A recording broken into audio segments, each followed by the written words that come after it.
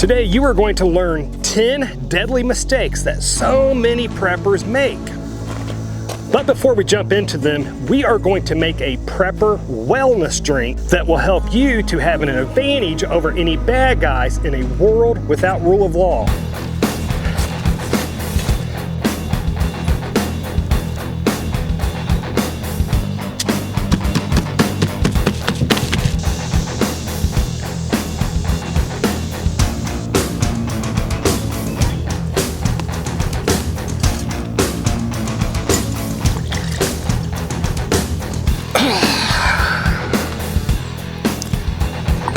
So deadly mistake number one that I see too many preppers make is I see too many people that consider themselves to be prepper that buy nothing but guns and ammo. And I mean, these folks will have enough guns and ammo to arm a small army. The issue is that they have no food or any other supplies put back. I sometimes think that people that only prep with guns and ammo kind of imagine a grid down situation to be like what they see on TV, like in zombie movies. You know, in these zombie movies, a lot of times the main characters in the show just they have to arm themselves to fight off the zombies and stuff, and then always in these movies the main characters seem to kind of happen across or find some food or something like that. But the thing is, zombie movies aren't real life. In a real grid down scenario, food will become scarce. And I think that people that prep only guns and ammo are inadvertently setting themselves up to be a marauder in a grid down situation. And marauders will not have a long life expectancy because sooner or later they will choose the wrong person to try to forcefully take from. And by the way, this tea that we made from the white pine needles, it is considered a wellness tonic because it boosts your immune system, it's anti-inflammatory, and it's also very good for your heart. And also for new viewers, welcome to my channel and also my bug out location. And this channel is all about prepping and self-defense. So if you like information that the lamestream media typically hides, then please consider subscribing to this channel and also smack that thumbs up button. Now, deadly mistake number two that I see a lot of preppers make is not putting any food supplies back because they believe they will be able to hunt wild game and forage for wild edibles to feed themselves in a post-collapse world. So point number A of why that is a bad idea is that we only have to think back as far as the Great Depression just 100 years ago and see how the wild game in the woods was really overly hunted, where wild game in a lot of places became pretty scarce and hard to come by. And that was when the United States had half the population that it does now. If we have another Great Depression that happens now with twice the amount of people in this country, that wild game is going to disappear really fast. And point number B, as far as the wild edibles go, unless you live in a tropical area, in much of the United States, wild edibles are not available year-round. That means that in the spring and the fall, maybe some part of the summer, you might be able to find some wild edibles to eat, but boy, during the wintertime, you are going to starve. Now, deadly mistake number three that I see a lot of preppers make is on the flip side of that coin is not learning their wild edibles in their area. And just as much as I think it is foolish to try to live off of wild edibles, I think it's foolish not to learn the wild edibles in your area because point number A, wild edibles may help you survive until your garden starts producing food. Point number B, adding and supplementing wild edibles to your food that you actually have stored back will actually make your stored food last even longer. And point number C, wild edibles has a lot of vitamins and nutrients in them, so by consuming those, you are adding more vitamins and nutrients into your body, and that may help give you the edge over any bad guys that you may encounter, again, in a grid down situation. Think about it this way: if you have to do combat with a bad guy in a post-collapse world, wouldn't you rather it be where you are halfway healthy and your opponent is the malnourished one? And then last point on this one, point number D, is if you do not know what the wild edibles are in your area and you find yourself in a very desperate situation, then by knowing your wild edibles in your area, then you know what is poisonous and what is not poisonous. And the fourth deadly mistake that I see a lot of preppers make is having a lot of expensive guns and a ton of ammo, but no training. There is an old saying that says if you have 2 guns and no training, then you need to sell one of those guns and use that money to get good and trained with that remaining firearm. And it's so true. We just have to realize out there that a person that is good and trained and is only armed with a little .22 will kill an untrained person that's armed with the most fancy 223 out there. Now here is what I suggest. The first thing is get yourself good professional training with your firearms and get your shooting fundamentals down first. Get the very basic fundamentals down first. And then also get use of force training and learn your area self-defense laws, because not only do you need to know how to shoot, but you also need to learn when to shoot. And then after that, then I would graduate up to more advanced training, and then beyond that, then I'd even take force on force training, like where you do training with shooting sim rounds or paintballs or something like that at each other. But that would definitely make sure that if you have firearms that you got good, solid training with those firearms. Now, mistake number 5 here isn't necessarily deadly, but it is very detrimental, and that is I've seen too many preppers put themselves in huge amounts of debt by buying prepping gear. And I think the psychology behind that is many of us preppers do feel like that SHTF is on the near horizon, so we want to be prepared now. I mean, soon. I mean, like as of yesterday, we want to be completely prepared. So then what happens is too many of them fall prey to the I want it now, and so they run out with their credit cards and buy as much prepping gear as they can until they max out their credit cards. But here is why I think that is not such a good idea. I have been prepping for about 10 years now, seriously prepping for about 10 years now. And 10 years ago, when I very first started prepping, I too also felt like, hey, hard times are probably coming. And if you would have asked me 10 years ago, hey, 10 years from now, are we still gonna be having good times? I probably would have told you, no, I don't think so. But instead of falling for that trap and running out and maxing my credit cards to buy as much prepping gear as I could, I still fought that urge and bought prepping related items as I could afford them. So here it is 10 years later, and I have a lot more prepping gear than what I did 10 years ago, and obviously just luckily no bad things ever happened between 10 years ago and now. But I have heard people say, hey, in SHTF having debt won't matter because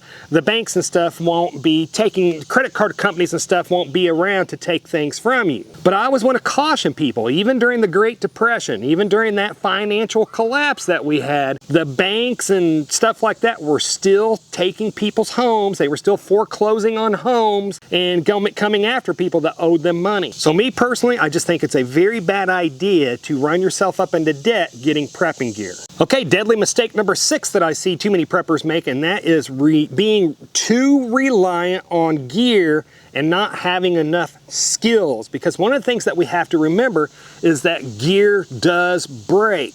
So if I were you, I would try to learn as many basic prepping skills that you possibly can, so that way you're not so reliant on any of that gear for when it does fail or when it does break. So you just want to learn skills like making a fire, shooting with iron sights, just basic skills like that. That way, again, in a grid down situation, when a piece of your gear fails, it won't be the end of the world for you. Okay, deadly mistake number 7 that I've seen too many preppers make, and that is actually not testing out their gear that they do have. I've seen too many preppers that still have their ham radio still in a box just collecting dust, and these preppers have no idea how to program or use those radios. Also, I've seen too many preppers not really put their firearms through some really good stress training or even test out for how long and how many things that they can run in their house on the solar generator that they have. I'll just say this, with just pretty much every piece of prepping gear that I have, as I have tested it out, I have been surprised with some of the failure points or some of the things that I couldn't do with them that I thought that I would be able to do when I first got it. The thing to remember about prepping gear is that it is better to find out about that piece of gear's failure points now during good times rather than during an emergency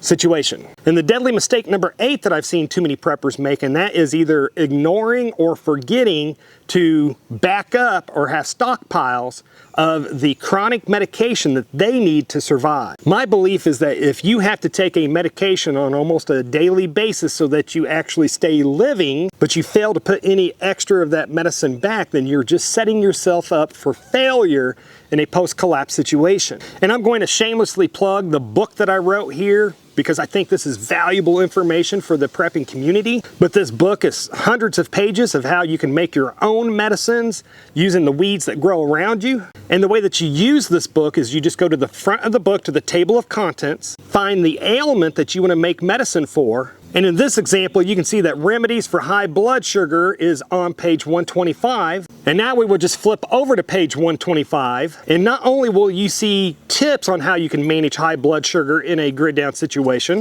but you'll also see how you can use yellow root and also the common dandelion root that you can make medicines from that will help you control your high blood sugar in a grid down situation. And right now the book is only 25 bucks, and I will put a link down below so you can check it out if you want to. Now, deadly mistake number 9 that I've seen too many preppers make, and that is believing that they will survive lone wolf in a grid down situation. The simple fact is, folks, sooner or later, you're going to have to sleep in a grid down situation, and you're gonna need somebody to watch your back. Also too, a person cannot know every survival skill that's out there. You're just going to end up needing to depend on other people that will have skills that maybe you don't have. And also, in a grid down situation, bad guys and marauders will probably operate in teams. And so you do not want to be a lone person facing off against a group of bad guys, because you will probably lose that fight.